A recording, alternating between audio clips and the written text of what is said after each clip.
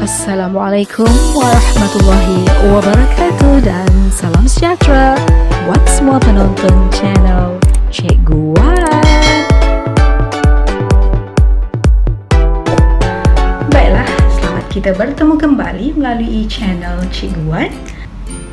Kali ini Cikgu WanN ingin berkongsi dengan rakan-rakan guru bagaimana cara kita menyediakan borang kehadiran untuk pelajar-pelajar di dalam grup Telegram.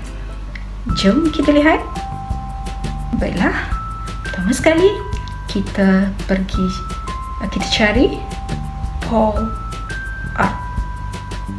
Okay, dah jumpa poll up, kita klik dan di sana kita lihat ada yang Cikgu WanN dah buat sebelum ni.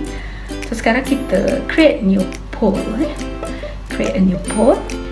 Grades and a question for the new poll, please. Okay, sesudah itu kita ke emoji. Kita cuba ke emoji untuk pilih apa ikon yang kita nak letak, kan? Boleh letak kat sini. Cikgu WanN pilih ikon komputer, okay, dan juga ikon komputer dan juga buku. Okay, setelah selesai kita type apa yang kita nak, iaitu kehadiran pelajar. Contoh yang Cikgu WanN buat, kehadiran pelajar tingkatan 5C ke kelas pendidikan Islam. Kemudian kita letakkan tarikh dan juga masa yang kita mahu. Okay. Seterusnya kita akan type apakah soalan dia. Okay. Kat sini kita akan tulis nombor 1 hadir dan nombor 2 adalah tidak hadir. Siap. Kemudian kita klik dan bila dah siap, klik dan. Okay.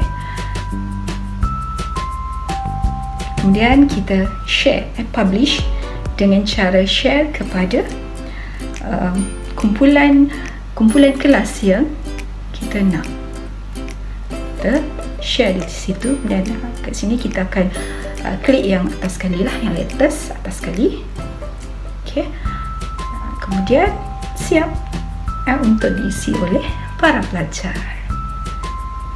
Okay, ini contoh yang Cikgu WanN telah selesai dengan belajar Cikgu WanN. Okay, kita tengok.